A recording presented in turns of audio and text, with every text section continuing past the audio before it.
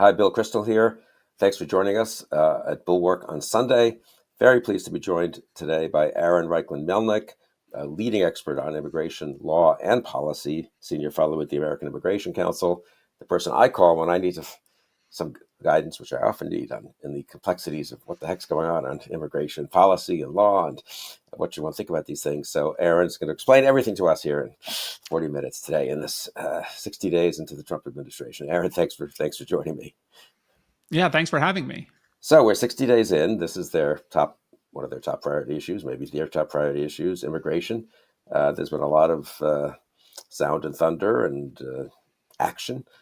But let's just step back first just for a couple of minutes. I mean, where are we really? I mean, what's your general judgment of what they have done, what they haven't done, what surprises you that have they gone faster than you expected, not quite as fast, et cetera? Well, before the administration took office, what we had said was that they are not going to be able to carry out their mass deportation agenda immediately. And we were right about that. The administration has significantly ramped up its enforcement, arresting thousands of people across the country in highly publicized raids, but they are nowhere near the millions of people deported that they suggested they might be able to do for the basic fundamental resource and legal limitations that we all indicated they'd have to get around. But what I think people didn't anticipate is the speed at which they'd move on some of these and the ways in which they would transform every single law enforcement agency in the country into an arm of the immigration enforcement agenda, and the ways in which immigration enforcement and rounding up undocumented migrants in the country has been pretty much priority number one for this administration beyond its dismantling of the administrative state in general. And the ways in which they have taken plenty of other federal agencies, many of which have nothing to do with immigration, and said, you guys have to come and join this. Doesn't care what else you're doing, doesn't care what other important law enforcement objectives you have.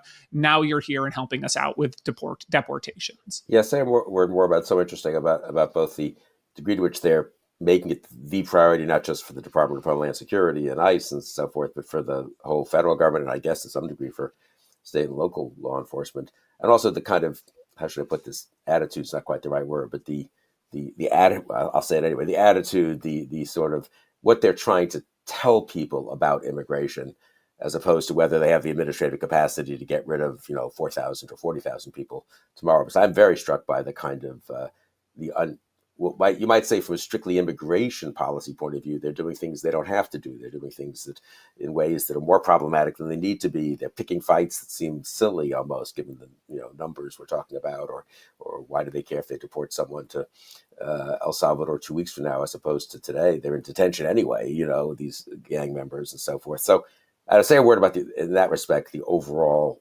effort. Yeah, this is indiscriminate enforcement. The administration, of course, tries to claim that who they're going after are the worst of the worst, the criminals and everything. But when you actually look at who they are subjecting these policies to, that's just not true. One great example of this, one of the Venezuelan men that they sent to Guantanamo Bay in a flight of people that they said was the worst of the worst. He had a single criminal record, a small bit of criminal history in the United States. He had a ticket for bicycling on the wrong side of a road. That's it. That was his criminal record. He rode a bicycle on the wrong side of the road. And because he was Venezuelan and because he was in detention and they needed some bodies to get on a flight to Guantanamo Bay to fill out for the cameras, he ended up being sent to GITMO, with that only being the only thing on his criminal record. And so that's a good example of the ways in which the administration is really going for spectacle over effectiveness. Because of course, when these stories come out and when federal judges look at the legal justification and when, the government says, judge, we have to do this, these are the worst of the worst, the judge can look at that and go, who are you kidding? It's obviously not. You're obviously just doing this for PR. And Guantanamo is a great example of this. Currently, Guantanamo Bay is empty. They sent a couple hundred people there and then ended up deporting some of them to Venezuela via Honduras. And others still they've brought back into the country because it was enormously expensive and because the facilities there were clearly inadequate. But they'd gotten their videos. They'd gotten Pete Hegseth's visit there. They'd gotten the horrific ASMR video that the White House put out showing people being shackled and the sounds of the chains as they were walking along. And again, one of those people was somebody whose only criminal offense was biking on the wrong side of the road.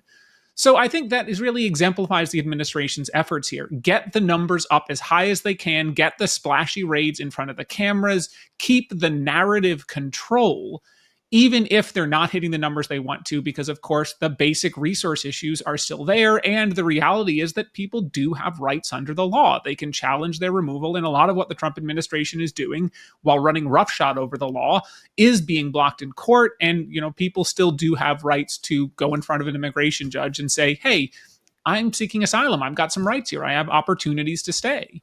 But am I wrong to think that in addition to the spectacle side of it, which I think is extremely important for them as part of their overall political agenda, there's also I'm going to say, I don't know, the corroding of the legal limitations side of it. And as they seem to me, as a layman and inexpert in this field, to be going out of their way to invoke laws that have almost never been used, that 1952 law that they used to deport Khalil, the Alien Enemies Act, which I don't think they needed to have to arrest a bunch of gang members or to detain a bunch of gang members who were here and hold them and then deport them if they are truly gang members. So they seem to want to not just convey the impression, but create a kind of new reality where the president has almost unlimited and unchecked authority in this area. And maybe he not, there's a nod at some law on the books from 1952 or 1798, but then they also revert. I think you and I were talking before the show about listening to the legal case before Judge Boasberg yesterday. They also then just sort of say, oh, well, anyway, it's all Article 2. The president just has this inherent power. I mean, I'm very struck by that. Am I right about that? You are. And I think this is a really indicative of the ways in which this administration sees immigration and migration as this existential threat to the United States. And they want everyone else to believe that too. So what they are doing is they are mining what I've called in the past the hidden weapons of immigration law. Immigration law is a hodgepodge of laws passed over the last 125 years. And some of those laws were passed during very different eras of the United States, eras of ideological exclusion, eras where we tried to kick out anybody who didn't go along with the great American way. And those laws oftentimes are still sitting on the books, having not been touched in generations. And may nevertheless be unconstitutional under the current understanding of the First Amendment. As you look at the law used against Mr. Khalil as a great example of that. But the administration is saying, we're just saying the law's on the books, we can enforce it. And another good example of this is a law that the Trump administration has invoked from World War II that requires every non-citizen in the country to register with the government. Now, what they have done, into the past, an undocumented immigrant who came across the border was technically in violation of that law, but they actually couldn't follow it. There was no general process for a person in the United States illegally to come forward and register themselves. And so now the Trump administration has dusted off this old statute and said, we are now setting up a new process where every person has to register. Again, technically already on the books, but has largely been unenforced since World War II. And what they have said is we have this new process, and every undocumented immigrant in the country who isn't already on our radar must come forward and register themselves to be fingerprinted. And if they don't register, now they're not just potentially deportable for being undocumented. Now they've committed a federal crime, because knowingly failing to register is a federal misdemeanor punishable by up to 6 months in jail. So they are taking these efforts to find every tiny little bit of law that's been sitting around on the books, no matter how old, no matter how draconian, and saying we are enforcing these laws. And that is a challenge because a lot of people have not thought about these laws. Again, World War II era, or in this case, Revolutionary War era for the Alien Enemies Act laws that are sitting around waiting to be dusted off for somebody with sufficient, cruelty and desire to send a message of fear through these communities. And, I think that last bit is also very important here, because regardless of what the legal authorization is behind these things, whether it's legal or not, and some of these things may be legal, some of them maybe not.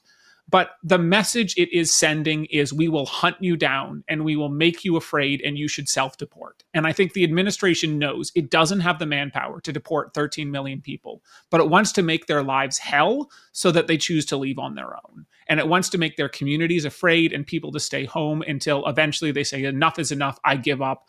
I'm going back to a country maybe I haven't been to in 30 years.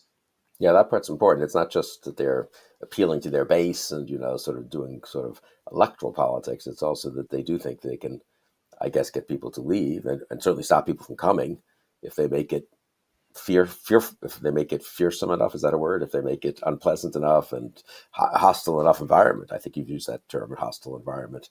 And that Yeah. seems to be sort of across the board. Am I wrong about that? I mean, it's for both that, asylum seekers and people coming across the border and people just trying to come in legally, in the quote normal way of, you apply for whatever green card and so forth, if you have a job offer. It just seems like, I'd be worth maybe walking through the different elements of the border, the legal immigrants, and then the way they're treating people who've been here for 15 years. Just the degree to which they want this to be a nation that's hostile to immigrants.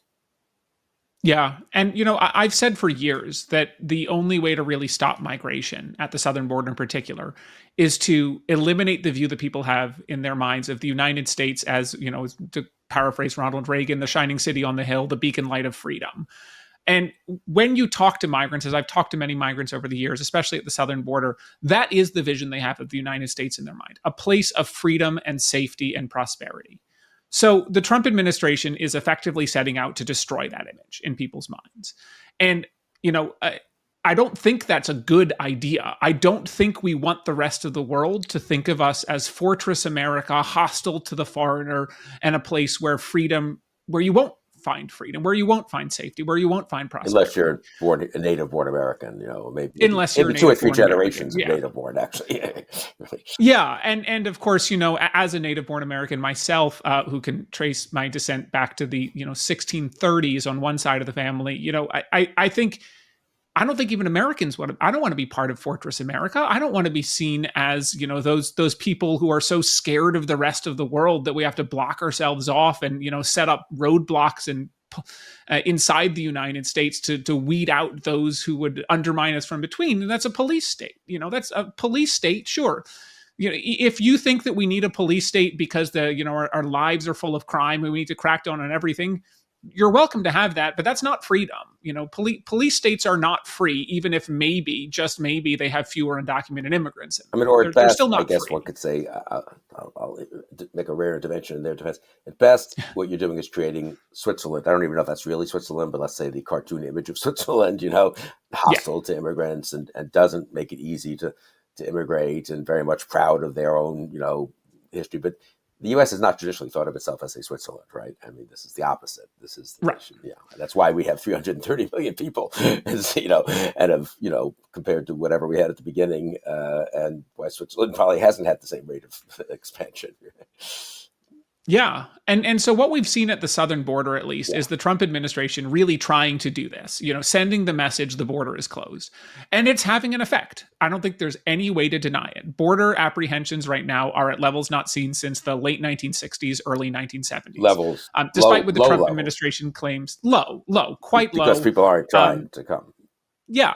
And we saw something like this in Trump's first term. April 2017 hit the lowest level of border apprehension since 1972. And that wasn't because Trump had changed anything. It's because everybody had seen his campaign rhetoric and said, we want to wait and see what this guy's doing. So now we are having both that effect of people saying we want to see what these guys doing and the reality that they have essentially erased all immigration law that would provide a person an opportunity to seek protection in the United States. I don't want to be sanguine about this. This is the reality is asylum is dead at the southern border. If you want to seek asylum at the southern border, you cannot. It does not matter if you go to a port of entry and you ask the CBP officer politely. It does not matter if you cross the border illegally and immediately turn yourself into a border patrol agent. They are denying 100% of people's opportunity to seek asylum. Well, maybe 99.9, there's always an exception here and there. But the reality is asylum is functionally dead at the southern border. And how long has the right to at least apply? Obviously, you don't get it always. For asylum been a key part of American law and practice? I mean, this is overturning... Since 1980. So for the last 45 years, it has been enshrined in U.S. law that a person who comes to the border can seek asylum. And that law, of course, still that doesn't is on mean they're the going books. to win asylum. That law is still on the books, but the Trump administration, President Trump in particular, has asserted a breathtaking power. He says inherently under the Constitution, he can simply ignore every right in the Immigration and Nationality Act and deny any people access to these protections. Now, I will note, this is an argument that his own DOJ rejected in his first term, because in his first term, he tried to invoke similar legal authorities to block people from seeking asylum, and his own DOJ said those legal authorities have limits. Now he's coming in his second term and saying those limits don't exist. So in the court cases around this, it's a pretty staggering, unusual circumstance where you have essentially Trump's own words from his first term being used against him in his second term. And that is an ongoing legal battle that will eventually lead to a court case that could make its way quite high in the appeals process. But for now, no one coming across the border, no asylum. How about legal, let's say traditional, I'm sure I'm using the term wrong, but legal immigration? You apply for a visa or you're engaged to marry an American citizen or something like that. Has that also been curtailed? So far, there haven't been significant major changes to the legal immigration system. But the so far is really important here, because reporting is that in the next few days, the Trump administration is going to issue a new version of its travel bans from the first time around.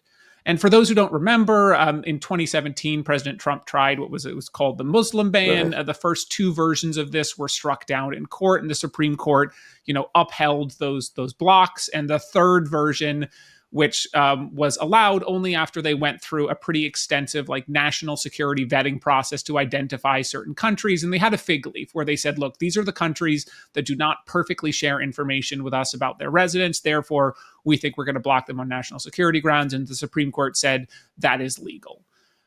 So a new leaked reporting suggests that the Trump administration is now coming back with a much broader ban that could apply to as many as 1 in 5 people seeking to legally immigrate to the United States. It could cover countries that were not covered the first time around, like Cuba and Venezuela. Venezuela the first time was targeted only for government officials. Now it would be every single person from Venezuela. And it could cover dozens of countries rather than just 11 or so countries before, with varying degrees of restrictions. So the legal immigration system is on the precipice of major shutdowns, with entire countries' nationals being kicked out, or not kicked out, being denied entry. And whether they're beyond dissidents, that, whether they're hostile to the governments of those countries, as in the case of Cuba and Venezuela, or whether they're not, right? I mean, this isn't. I mean, it's the notion that we're the place of refuge for people fleeing Venezuela ends under this, if this leak is correct. Yeah, and this I didn't even mention at the start. He's already shut down the U.S. refugee resettlement program, which is a way for people who are adjudicated as refugees outside of the country, different from asylum. Asylum, you have to come to the United States and then seek protection. With refugee, you get processed outside the country. You go through all the vetting and the background checks outside the country, then you come in. So that program has been effectively shut down. There's a court order that's supposed to overturn that, and some allegations of violations of that court order. That's currently being fought in court. But we're talking about people seeking to come here through families, people married to U.S. citizens, children of U.S. citizens, parents of U.S. citizens, people who have jobs here, people who are coming on work visas. This is, when it comes to Cuba and Venezuela, a total shutdown, seemingly, of all immigration from those countries, which means, if you are a Cuban American and you want to bring your wife here who's Cuban, you're going to be told no, you're not allowed to do that. If you want to live with your wife, go live in Cuba, go live somewhere else. Wow. And like with the first travel ban, these are nationality based. So these could be people who actually were never born, never even in those countries. Because in the first travel ban, it covered some people who had citizenship from a certain nation but hadn't been born there. They derived that nationality from their parents, and yet they were still blocked, even if they'd never set foot in the country that was supposedly the threat to the United States, because this was just purely nationality based. And so that's coming. That's going to really impact the legal immigration system significantly. And beyond that, the new administration is already in the process of throwing up red tape and obstacles to slow down legal immigration for everybody else. Wow. So legal immigration curtailed, to say the least. Some things that used to exist, asylum and refugee, basically shut down. Let's turn to the interior of the country. As they say there are people who are here legally, whether they have green cards like Mr. Khalil, I suppose, or whether they're on temporary protected status. They're registered. The government knows who they are. They've gone through the paperwork. They might have paid, I think, is it $500 for if you're on temporary protected status and so forth. You work, you pay Social Security if you work, I believe. And so there's that category of people. And then there's the undocumented. So why don't you walk us through each of those? Yeah, so let's start with people who have status because, as I mentioned at the start, actually carrying out mass deportation, as everybody acknowledges, is harder than they claimed, and they haven't hit their numbers there yet, even though they are significantly ramping up enforcement higher than the previous administration. But the biggest impact that they've had so far is efforts to strip people who are here with status of their legal status, and the big ones are temporary protected status and humanitarian parole. Um, so far, the Trump administration has indicated that it wants to strip at least 1.1 million people of temporary protected status, about 600,000 Venezuelans and about 500,000 Haitians. These are people who are legally in the country right now. They have legal permission to be here. The Secretary Mayorkas, the former administration's DHS secretary, signed an order stating that the conditions in their country are such under the law that it would be unjust to return them to their home countries, and said you have legal permission to remain for 18 months. Now, the Trump And they can administration is work trying to and reverse that. they can, yep. And now they have to pass a background check. Any person who has any criminal record is barred from temporary protected status. It's actually quite strict. And so these are people who have gone through some background check. And yes, that is acknowledging that there are some issues with accessing criminal history in their home, in Venezuela, in particular in the home country. But, they're checking any databases to see if they've done anything here in the United States. And so any person who's done anything illegal in the United States is not eligible for temporary protected status. And the Trump administration is moving to strip 1.1 million of them of legal status, and potentially several 100,000 other people who have humanitarian parole who entered during the Biden administration, including potentially 200,000 Ukrainians who came here after the war began in 2022. So these are people who are legally working, legally living here, following the rules, not doing anything wrong, and they are all going to be essentially rendered deportable overnight, lose their permission to work here legally in an effort to get them to essentially go home. So the biggest thing Trump might do in these first few months is make the undocumented population more than 1 million larger than it already is. And the point of that is to make it easy to deport them. I mean, or to force them to self-deport, as opposed to it is to sort of force people to self-deport and to make it so that they can legally deport these people who they don't think should have been in the country in the first place. And again, this includes 200,000 Ukrainians who came here on a promise by the Biden administration that was supported by Congress here. And said, you will get to stay here legally while the war is ongoing. This is a thing that countries around the world have done. Countries in Europe have done this. Canada's done this. Many other countries have offered programs for Ukrainians fleeing the war. But none of them have decided to unilaterally terminate them while the war is still ongoing. And these are included in the people the Trump administration is targeting, because they simply want to say, if you entered under Biden, under these supposedly overly liberal policies, we just want to kick you out. Who cares how inhumane that is? Who cares how many businesses are going to be impacted? Who cares how that's going to impact your U.S. families and friends and everything that you've made when we get here? We just want you out. And in the short term, that could be the biggest impact the Trump administration has on the immigrant population in the country. It's essentially stripping 1 million people of legal status. It's really extraordinary. And it just adds to this general hostile environment. Right. I mean, I've been in Europe some in 2023, talking about Ukrainian people. And one of the things I ask in Berlin and Prague was how many Ukrainians there were there. And in fact, I met Ukrainians there. And there are a lot. I think, if I'm not mistaken, 500,000 in the Czech Republic and more in Germany. I think 500,000 in Berlin. I might be wrong about that, but I think many, many hundreds of thousands in Germany. And they're not, as you say, they're not kicking them out. And so these countries that don't have a history of being wildly receptive, you might say, to immigrants necessarily, and are much smaller than we are, and have probably higher unemployment rates and more reason to be worried, I don't even think it's occurred to them that they should be kicking these people out. And in fact, they seem to be doing pretty well, the Ukrainians, as I think they're doing here, incidentally. I haven't seen a lot of press about how terrible it is to have 200,000 Ukrainians here in America, So that is just, that is kind of in a way one of the clearest examples, seems to me, of we do not want foreigners here in this country. That's kind of right. Yeah. And this is, Stephen Miller, of course, infamously said of the refugee resettlement program, like he said, like ending it was the only thing he's got in life. This is before he got married. These are an administration that, despite what they occasionally say about legal immigration, is clearly aiming to curtail it. They want fewer immigrants here, and this sort of nativist view of that is a zero-sum view of the world. If foreigners are benefiting, Americans are hurting. And that's not right. If you look at the economic literature, you see that's simply not true. A rising tide can lift all boats. And immigration has proven very important for the United States. Of course, without immigration, our labor force is going to start shrinking pretty quickly. And nevertheless, this administration really does want to curtail immigration overall.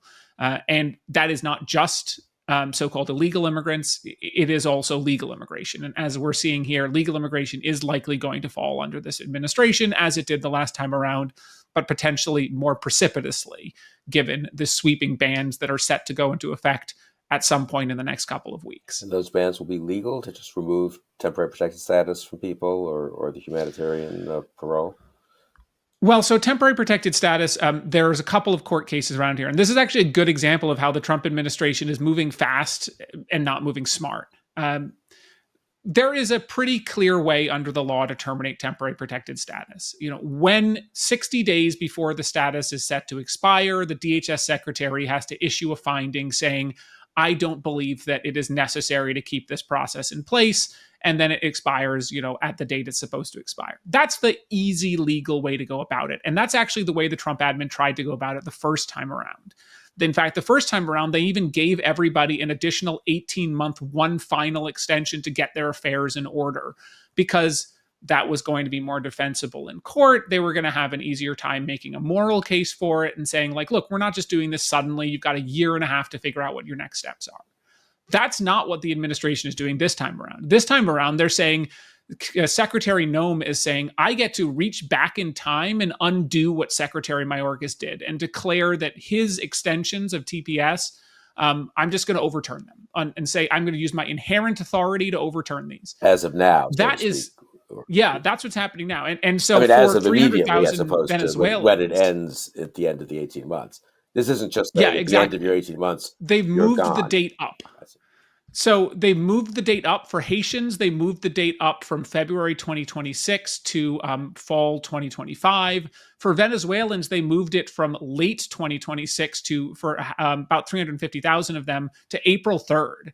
So there is an upcoming date in 2 weeks, really, where 350,000 people might lose their status on a single day. And that is unlawful. The statute is actually very clear. The law says you can only terminate TPS at the time, no earlier than when it expires. Because, of course, Congress, when it understood it, created the status, it didn't want to just let anyone willy-nilly end it randomly. So once it's designated, you have 18 months, and the government says you have 18 months, and they can't suddenly come back and say, nope, we've changed our mind, you only get 3 weeks. So the law is pretty clear here, but because this administration wants to move fast and break things, they are not following that. They've invented a brand new legal theory that says, actually, they can just ignore that and terminate it whenever they feel like it. And because of that, it makes their argument, I think, a lot less defensible in court. There will be a court hearing next week, in like a week and a half on this case, and we may get a court order blocking TPS. But when it comes to the travel ban and restricting new people coming in, that's another one where we're going to have lawsuits filed over it, and I don't want to predict how the Supreme Court blessed it the first time around. It's unclear if they're going to bless it a second time around. If it's twice as big, that remains to be seen. But regardless, they are not moving in the way that you would think an administration would move if they want to win court battles. They're moving in a way to sort of send this maximum shock and awe message when it comes to legal immigration. And it's having the message. There's a lot of suggestions that fewer people are going to travel to the United States or seek visas. If this is the way the immigration system is working, our immigration system in the US was already pretty messed up, pretty slow, expensive.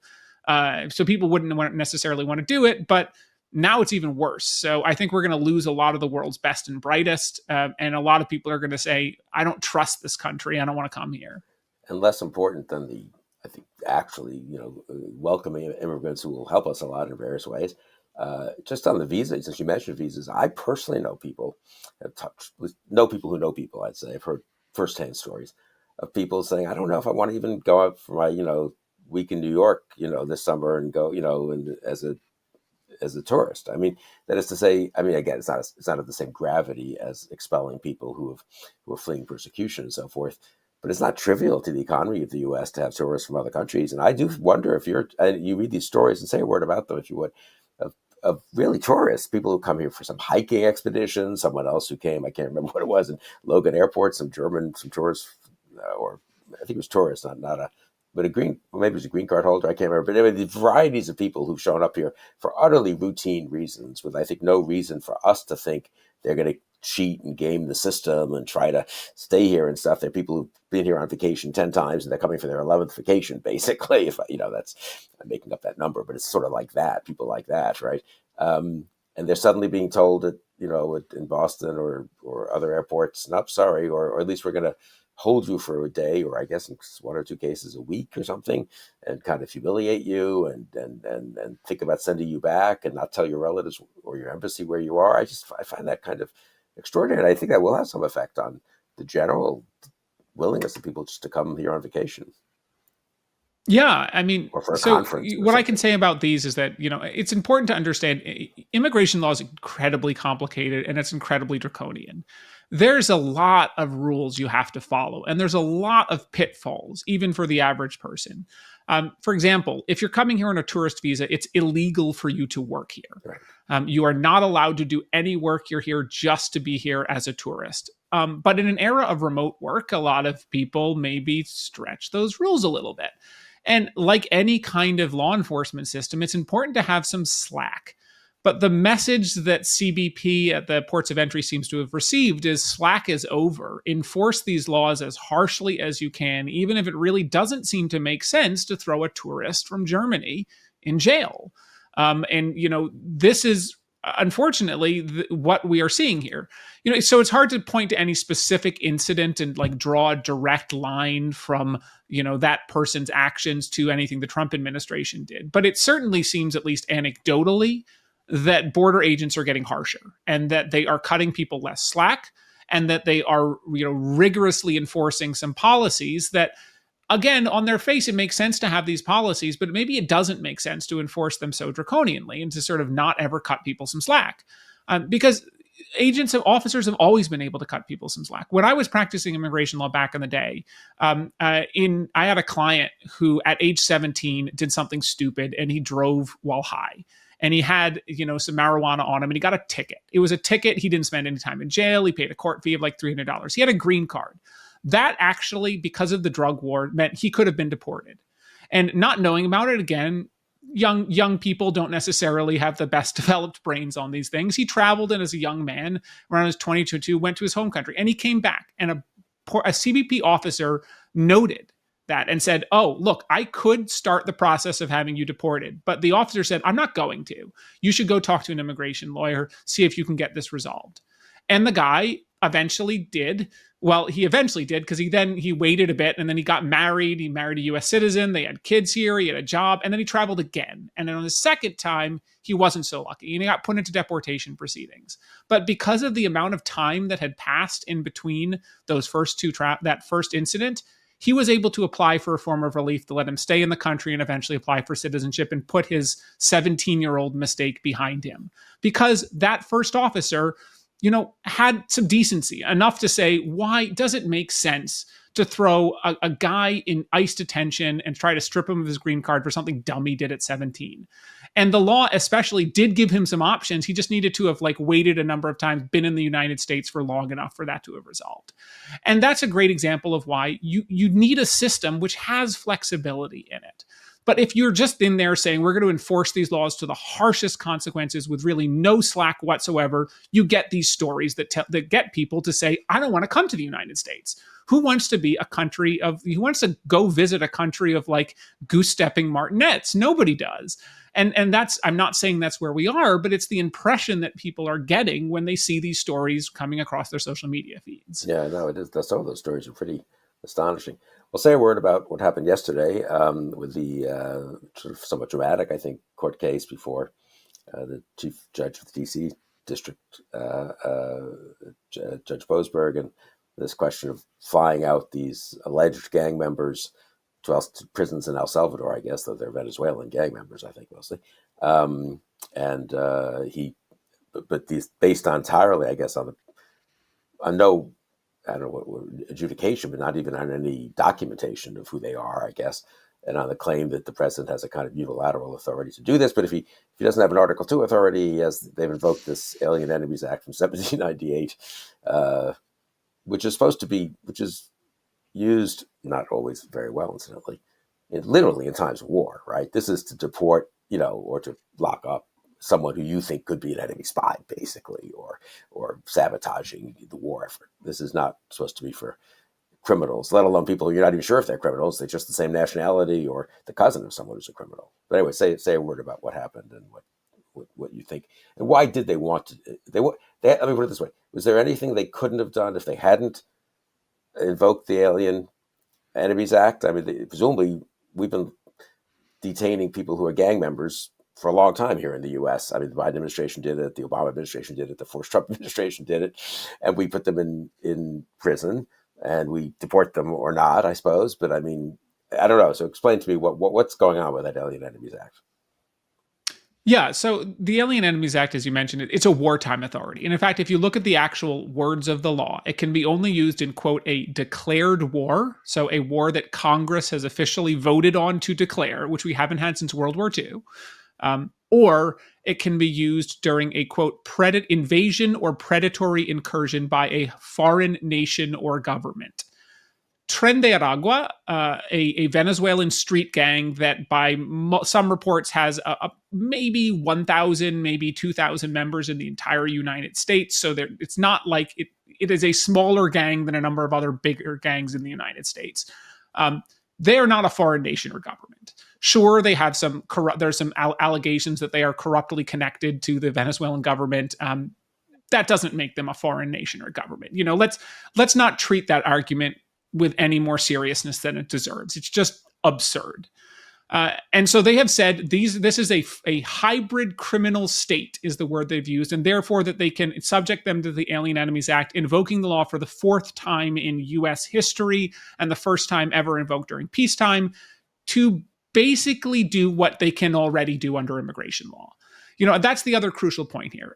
Every person subject to this can be deported under other authorities, but those people might be able to apply for asylum or apply for humanitarian protections under normal immigration law.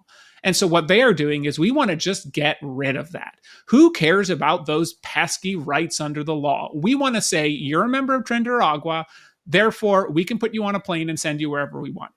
And I think you use the word alleged at the start, and that's such an important word to emphasize here. The government does not have to present any evidence to any judge, to any adjudicator, to anyone whatsoever that these people are actually members of the gang. They say, we think you are, therefore you're an alien enemy, therefore we can put you on this plane. And if you look at the legal not just put you on a plane back to your country, which has its own risks, obviously, and all this, but put you on a plane into a prison in El Salvador, right? Yeah, and under what legal authority, we don't know. So I think there's a lot we don't know about this case. So I can't say where it's ultimately going to end up here. But the real danger, the danger here is due process. There are multiple people who are supposedly on this flight or who are part of the lawsuit that the ACLU filed who says, I am not a member of Tren de Aragua. There is one person who is a LGBTQ asylum seeker from Venezuela who says he was running away from persecution in his home country. And because he is a tattoo artist, he had some tattoos on his body. ICE has a tendency to say, if you got a tattoo, you're in a gang. That's obviously plenty of people who have tattoos are not in gangs. And they say, we think your tattoos mean you're in Tren de Aragua. He says, no, this is absurd. I can literally show you where I got this from. There's one of them was a practice piece put on by another guy who worked at the tattoo shop I worked at. I'm not a member of a gang. He had no right to challenge their decision here. They just said, we think you're a member of the gang, therefore you're an alien enemy. You have no due process right whatsoever to challenge this. And that is terrifying. Same with, I will note, the separate legal authority they're invoking for the Khalil case, where they're saying this is a 1952 law that says the Secretary of State can personally declare someone to be bad for U.S. foreign policy. And that's another thing where they are invoking these authorities that don't let any independent adjudicator have any say And on this it. law, if I'm not And mistaken, was a kind of, if there's a Soviet spy in the country, the Secretary of State can throw him out without getting tangled up in court, and the guy doing terrible damage to our, stealing I don't know, nuclear secrets or something. But that was the yeah, spirit of that law. I think it's been used almost never, right? And in fact, it's of questionable quality. virtually never. And the last time it was used in the 1990s for a guy who was the deputy attorney general of Mexico, who was accused of corruption, and Mexico wanted to extradite him as part of anti-corruption measures that were ongoing, and he sort of argued that he shouldn't be extradited to Mexico, and they invoked this law to sort of short circuit the extradition process and essentially just get him deported. And ironically, at the time, a federal judge in Pennsylvania, Marianne Trump Barry, President Trump's sister, ruled that the law was unconstitutional. And for various reasons, that decision didn't ever go into effect. The decision got sent back to the immigration courts on procedural grounds. And then before it ever had a chance to, any other court had a chance to weigh in on these constitutional issues, he committed suicide. So the case never got back to the point where a judge could again rule it unconstitutional. But, that law and the Alien Enemies Act law really go to the heart of what President Trump is doing and what he said in a court brief to the DC Circuit last night, which is they think the president can just make these decisions even if immigration law doesn't apply. They do not want anyone to have any opportunity to reject their arguments. And that is something that anyone who believes in the law, the rule of law, should be afraid of. That is the definition of tyranny. The tyranny is the president says it and therefore it must go. And how dare you suggest otherwise? We saw that with Pam Bondi suggesting that Judge Boasberg was siding with terrorists when he made this ruling. Again, a ruling about whether there is legal authority to do what they were doing. And unfortunately, it feels in some ways like the post 9/11 era of freedom fries, but on the other ways, even worse, because even the Bush administration never attempted to invoke these authorities so broadly. Right. No, that's what strikes me. I mean, somehow it's not about immigration policy entirely. It's partly about some vision of what kind of country they want to have, which is, I think, a fortress America, not a welcoming America, if you want to put it in that sort of simple dichotomy. But it's also about an America in which the president has massive executive authority, and I would say tending towards autocracy, if not quite, maybe even tyranny, as opposed to, immigration law has always been different from, non-immigration law, and it's more complex, and there's a lot of leeway for the executive and for foreigners don't have the right to be treated quite the way Americans do in some ways. Native American or American citizens, I guess I should say. And then there are people who have green cards here who have something in between the rights of an undocumented person and a person who's a citizen and so forth. But anyway, it's a complex set of laws, but it is a set of laws. And to say the Bush administration may have done some things wrong, certainly did, and stretched a couple of laws and stuff, but there was no sense that they could actually just ignore all this. I mean, where there was a sense for a tiny number of people probably who they thought. For some of the habeas claims they brought around Guantanamo Bay, Right. where they argued inherent authority there. But they certainly never argued inherent authority to simply just erase immigration law and Right. simply ignore the laws on the books for people who are in the United States.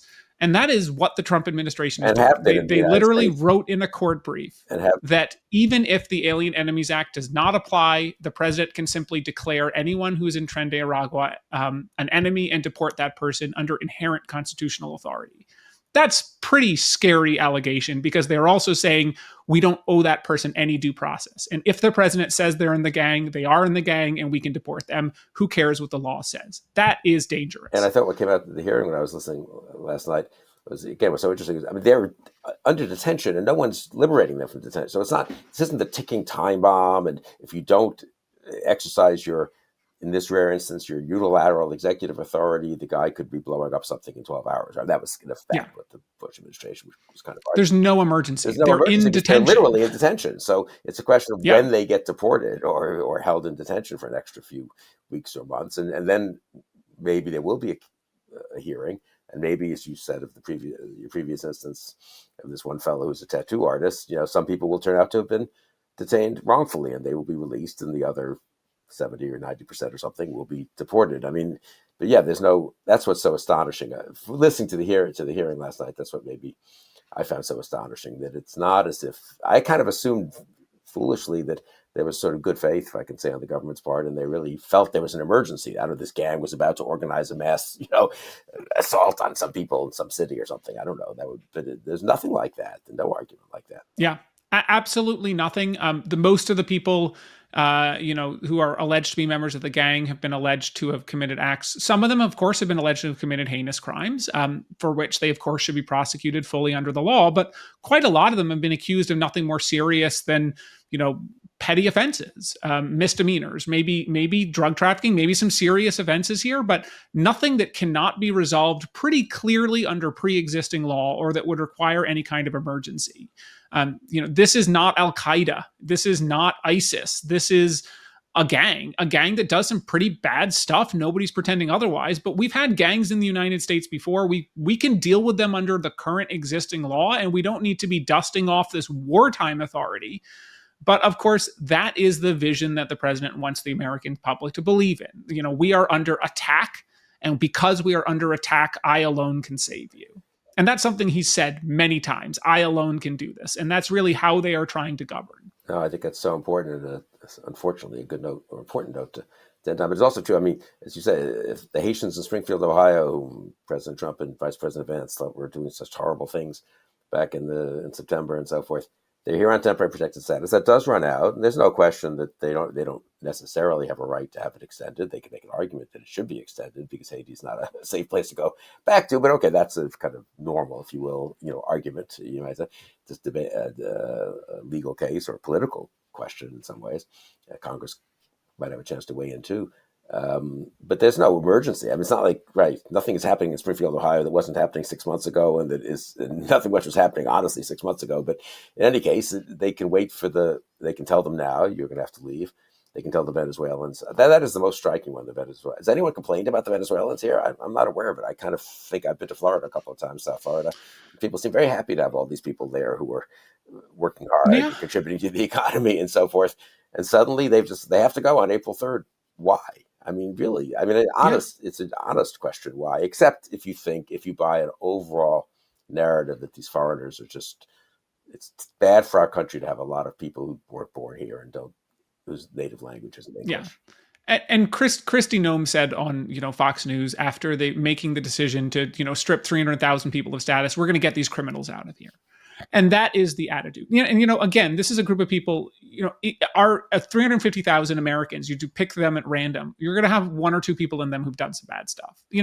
That's the reality. Of course, in any large enough group, you can find a couple of bad actors. But these are people who came forward, were fingerprinted, are paying their taxes, are paying application fees every month to get this status. And if they commit any offense in the United States, they'll lose their status. And yet this administration is saying we're kicking the criminals out. And I think that is really the attitude of the White House here, is it does not matter who these people are. As a class, they view them as undesirable criminals who all should be removed. Really, who cares actually what the reality is? And I think that's a really toxic view of humanity. It's a toxic view of immigrants, and it's a toxic view of the rule of law. We have procedures in place for a reason. They should be followed. People should be given some opportunity to present their case about why they should get to stay. But this administration doesn't like that because it could lead to some people actually getting to stay. Yeah, who cares what the reality is and who cares what the law is? That's basically their attitude. Well, pretty much. Been depressing, but I think illuminating, and I trust illuminating for our viewers. So, Aaron, thank you so much for joining us today on the Bulwark on Sunday, and thank you all for joining us. Thank you again for having me. Hey, YouTube fam, if you want to support the Bulwark, the best way to do it is by becoming a YouTube Bulwark Plus member. The Bulwark is truly independent. We have no corporate overlords. We're not settling any dumb lawsuits with Trump. By joining, you help support our work, and you can get a bunch of perks right here on this platform. Ad-free content, bonus videos, live streams, and some emojis of me, which I guess some people want. So come join, come hang out, become a Bulwark YouTube Plus member, and I'll be seeing you in the comments. So behave.